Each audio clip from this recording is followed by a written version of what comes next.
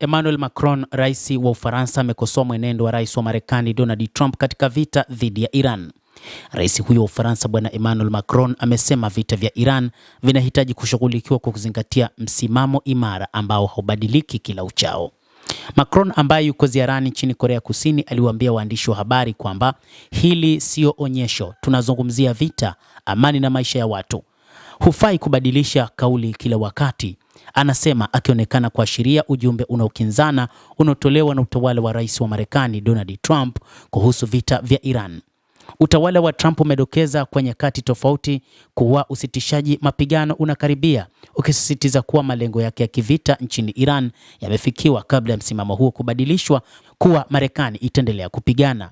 Nadhani hupaswi kuongea kila siku, unapaswa kuacha mambo yatulie, aliongeza rais huyo wa Ufaransa Bwana Emmanuel Macron.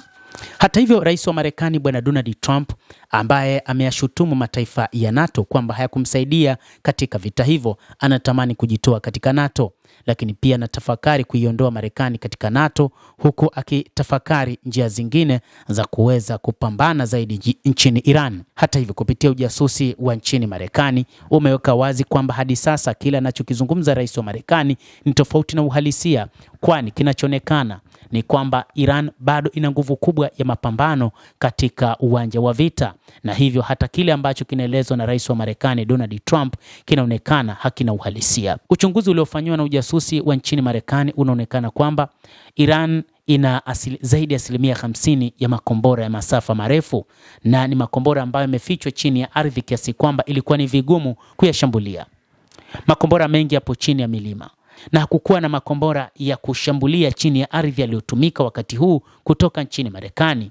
Makombora ya B-2 ambayo yalishambulia katika vinu vya nyuklia vya Fordo, Natanz na Isfahan ndio ambayo angeweza pia kushambulia katika maeneo hayo ya makombora yaliyofichwa chini ya ardhi ya Iran, lakini hakukuwa na aina ya makombora kama hayo ambayo yamefanya mashambulizi hayo.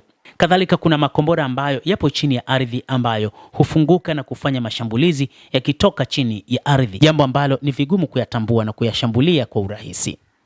Kiufupi ni kwamba jiografia nchini Iran imeenea milima katika maeneo mengi, ni moja kati ya ngao muhimu inayosaidia taifa hilo, na kwamba si rahisi kwa taifa hilo kushambuliwa kama ambavyo rais huyo wa Marekani Donald Trump anasema, huku washirika wa Marekani wa NATO ambao wamegoma kabisa kuisaidia Marekani katika vita vyake dhidi ya Iran wakimsimanga rais huyo wa Marekani ambaye hakuwashirikisha mwanzo wa vita, lakini anataka washirika hao waungane na yeye kwa ajili ya kufanya mapambano kwa pamoja katika vita vinavyoendelea. Mtazamaji, endelea kutufuatilia na nikusihi usisahau kulike, usisahau kucomment, kadhalika usisahau kusubscribe channel hii upate habari hizi kwa mapana hapa The World News. Naitwa Damu Hussein, endelea kuwa nasi wakati wote, endelea kutufuatilia uyajue mengi yanayojiri duniani.